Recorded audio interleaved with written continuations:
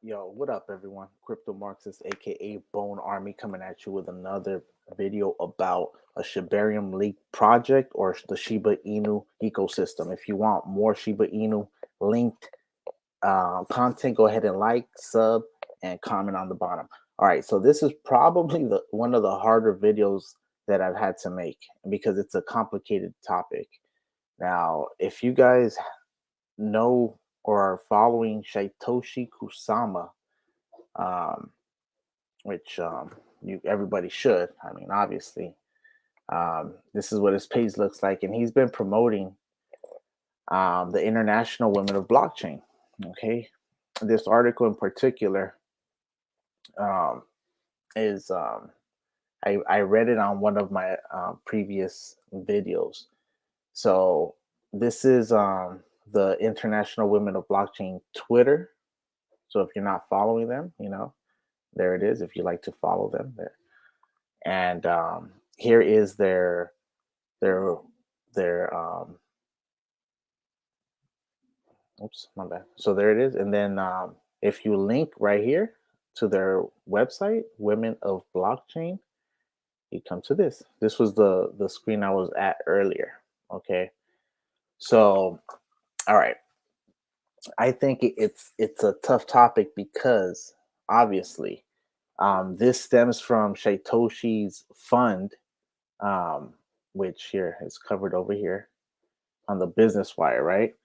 And he basically made a partnership with the Women of Blockchain, International Women of Blockchain, and of course the lead developer Satoshi Kusama, the lead developer of Shiba Inu, um, led the the contribution with a personal contribution of $25,000. Eventually, you had other people contribute to the fund, which I thought was awesome, including some Shibarium linked projects. I know Unification donated. I know that NFAI also donated. Um, so yeah, I know I believe there was a couple other individuals that also donated. So that's awesome to try to get people into Web3, into blockchain technology, help, for example, people that have been disadvantaged, whether it's, you know, people of color or women, right? So I'm all for that. Now this is where it gets a little tricky. So if you go to the Women International Women of Blockchain and you go to their speakers, right? You had right the very first one right here, Kristen Gillibrand. Now, see, this is where it gets a little tricky because if we're gonna be the sheep army, if we're gonna be about being progressive and decentralized against shadow cats, against exploitation, things like that, and we have a blue dog, someone that is uh, well, here, that's like I said. I mean, I like to go in. I like to go in. I'm not about to say something that I can't cite somewhere, for example. So calling her a blue dog Democrat, that right there is straight on the page. And basically what blue dogs were, they were Democrats who disagreed or pushed back against the left. And don't forget, this crypto Marxist, we're for universal rights for certain things. All right. So this is why fully decentralized ecosystems are important. And when we see shadow cats, whether male or female, associated with a project that's supposed to be pure, it's very disheartening. So I hope she wasn't paid to speak, and I hope none of that money that was donated by Satoshi ends up in anyone's hands like that. Because honestly, that's not what we're supposed to be about. We're supposed to be progressives, all right, for universal rights, human rights, all right, housing rights, rights to education, okay, public utilities, all right. We want to keep public schools public. Okay, public libraries free. Okay, there's a lot that we want to solve. So, and just to give a little bit more about this person right here, I don't even want to keep saying her name. Um, but basically, Davis, Polk, and Wardell. She was an associate there in the 90s. And what is that? Well, Gillibrand's tenure at Davis Polk included serving as a defense attorney for tobacco company Philip Morris. Wow. One of those companies, one of those defense lawyers, huh? That sucks. Because during major litigation, including both civil lawsuits and U.S. Justice Department criminal and civil racketeering and perjury probes, as a junior associate in the mid 90s, she defended the company's executives against criminal investigation into whether they had committed perjury in their testimony before Congress when they claimed that they had no knowledge of a connection between tobacco smoking and cancer. So she was defending the tobacco industry that was saying, oh, we didn't know there was a connection when you smoke tobacco and getting cancer later. Oh, who knew? So that's kind of sickening, to be honest, regardless if you're a male or female. See, that's the thing. I'm across the board. I don't really care. And I know if you're evil, you're evil. If you're greedy, you're greedy. And if you have no morals, you're about capitalism and predatory capitalism at that, rentier capitalism, you know. Uh, it kind of sucks because I can see why someone would want to associate themselves with a cryptocurrency project or with Web3 situations, probably trying to see where any lucrative business deals are. Not trying to fully decentralize. I doubt she even knows the importance of Shibarium or Unification Fund or anything like that. I mean, or the importance of NFAI, what they're trying to accomplish, for the little guy. This person is working with the big dogs, the big lobby, okay? The real criminals lying about stuff, all right? And defending them, not working with them, actually actively defending the lies of the liars and their crimes. So where was that Congress then when they claimed they had no knowledge of a connection between tobacco smoking and cancer? Gillibrand worked closely on the case and became a key part of the defense team. Wow. As part of her work, she traveled to the company's laboratory in Germany, where she interviewed scientists about the company's alleged research into the connection. The inquiry was dropped, and it was during this time that she became a senior associate. Whoa. So she must have done a really good job. Anyways, so and then just bringing it up to the new now, because see, I'm about data. All right, I'm about data. Let's pull these receipts. What's good? So remember that company, right? You remember that company that she worked for, Davis Polk Wardwell, Davis Polk and Wardwell. Well, this company that defended Philip Morris. Let's see where they're at. So she's, the top industry that contributed to her, $2,785,985 was lawyers and law firms, right? Shocker. And look, the top ones, Bop and Bop, right there. Okay, where we at? Mm-hmm.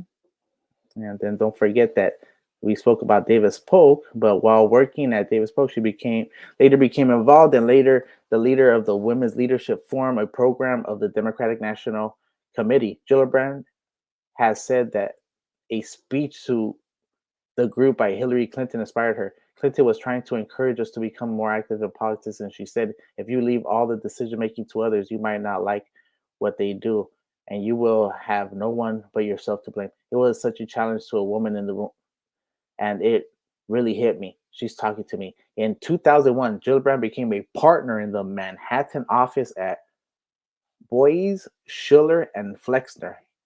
In 2002, she informed buoys of her interest in running for office and was permitted to transfer to the firm's Albany office. All right. So who knows what she defended there? But you see that boys company or law firm. Boom, there it is. Okay, so the contributors are still there. All right, so and then you can see right here, real estate, securities, and investment. She's not looking out for the little person. That's all I'm saying. All right, so yeah, I just wanted to bring that to your attention because I want to be fair. I want to be able to support Shibarium and their projects. And so I think that the initiative is good, for that Satoshi and others are contributing to, but is the Sheep army accidentally supporting Shadow Cats though? Okay, and I say accidentally because I don't think Satoshi would do that on purpose. Like, and obviously one speaker doesn't speak for the whole organization, but I'm just saying though, if they have speakers like this, you know, and they have her at the top left as like, look who we have. I don't know if you guys know about her, but she ran for president in 2020. So crypto Marxist. When it comes to politics, that's really where cut my teeth there. So I definitely was a little discouraged to see that, but I did want to bring that to your attention.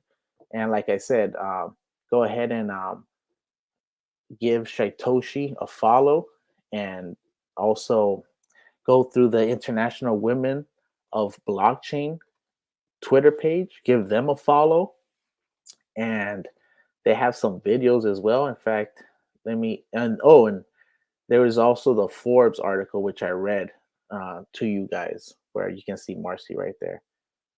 All right, and I know there was something over here. And really excited to be talking about this subject. So I am from Accenture, from our go-to-market team for Metaverse. We have a whole team called the Metaverse Continuum Business Group.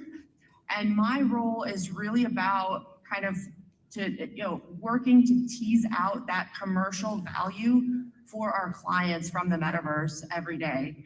So, especially in this, kind of tightening market right now, it's all about really figuring out where those value pools are. And that's what we work with our clients on every day. So, really excited for this conversation today.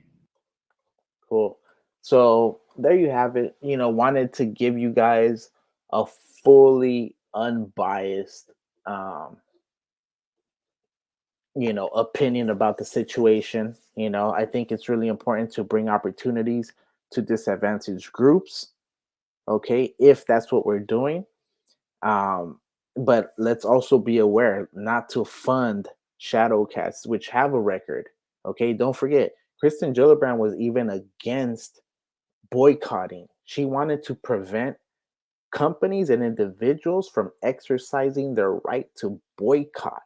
Think about that. That goes antithetical to what a fully decentralized ecosystem means. A fully decentralized ecosystem means you can do whatever you want to do there. Okay, if you want a stake, if you want to give it to someone, if you want to make a project, whatever you want, you have the liberty to do that. So this right here is just something that we need to be aware of, because is the sheep army supporting shadow cats simply because they're women too? Like, I hope that's not the case. I don't know what um some of the women I've spoken about, what their politics are.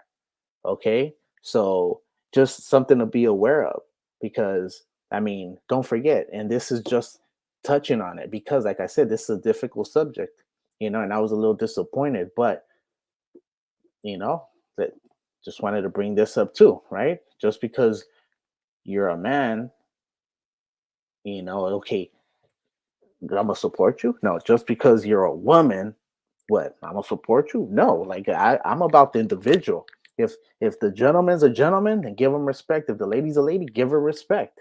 Okay. If the guy's a total a hole, then don't respect him. He's an a-hole. Don't associate. And if the female has a track record of being against you exercising your right to boycott, supporting interventions, support defending the tobacco industry, that's who we want to be associated with? I know I don't.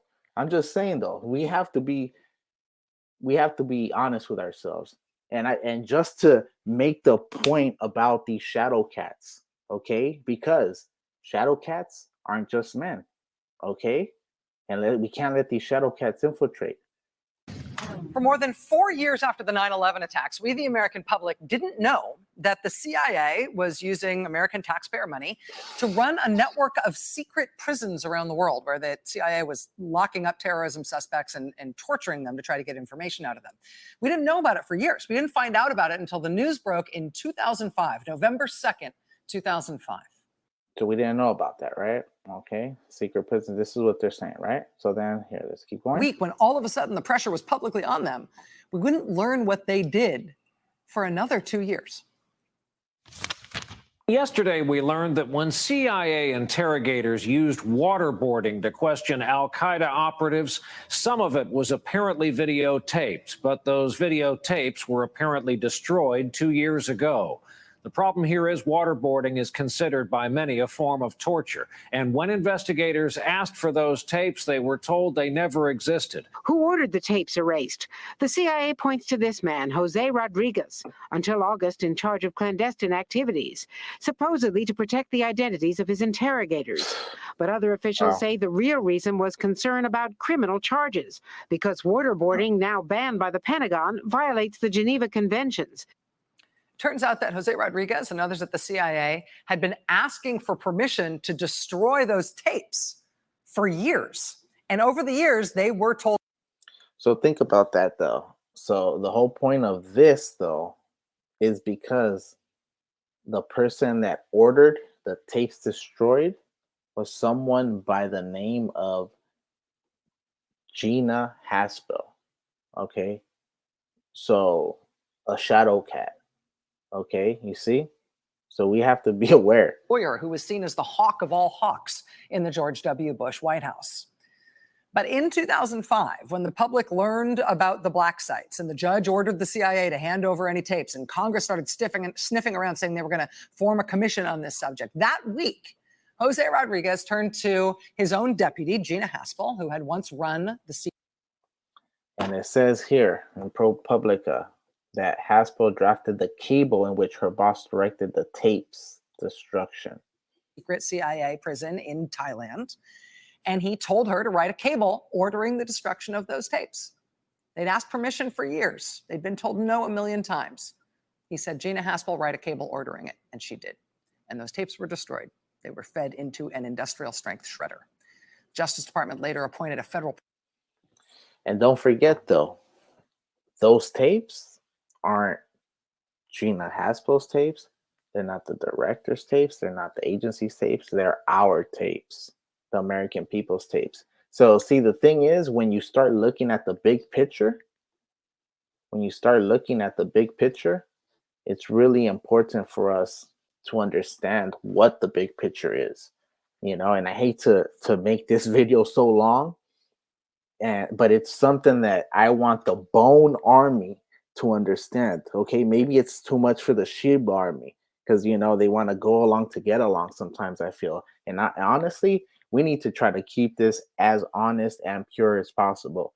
And, you know, someone that doesn't represent the values of decentralized, like imagine if Shaitoshi was to give Kevin Leary some money or something, you know, someone, or he's associated with something, someone that was associated with the FTX situation, just, or to Sam Bankman-Fried, or, you know what I mean? Like that doesn't even make sense, you know? So anyways, that's something I definitely wanted to bring up to the Bone Army. You know, is the Sheep Army accidentally? That's why I put it in the title. Are we accidentally supporting shadow cats? You know, because it gets into these weird things. And are we now supporting shadow cats simply because they're women? Because as you saw, Kristen Gillibrand was there speaking to the international uh, women of blockchain. So yeah, just something to keep in mind, you know. So hopefully it's not as worrisome as, you know, maybe it's just a random speaker, and the people that are actually going to get invested in are people that are developing the decentralization instead of people that are trying to work against decentralization and freedom of speech and boycotts. I mean, what is that? That's crazy. So if you guys want more content, it's normally not as serious as this. You know, this is CryptoMarxist, aka Bone Army, coming at you with some more Shibarium news, Shiba Inu ecosystem, and Satoshi related topics. You know, this is what it's about. And I'm trying to keep you guys on the forefront, but I'm also trying to keep it 100 with you guys, keep it a bean. Because if not, who else is gonna keep it with you guys as 100 as me? Like honestly, like nobody. Just telling you guys, you know. I'm not telling you, yo, Shiba to a cent next week, Bone to $100 in a month. Like all these unrealistic, you know, prognostications. I want to tell you, I want to keep it as honest and as analytical as possible for you guys on every field across the board. You know, I want to treat the next individual as equal as the next individual, as equal as the next individual, as equal, you know, regardless of who they are, and as you guys should too. You know, respect everybody. All right. With that said, Crypto Marxist, aka Bone Army, signing out, and I'm out. Deuces.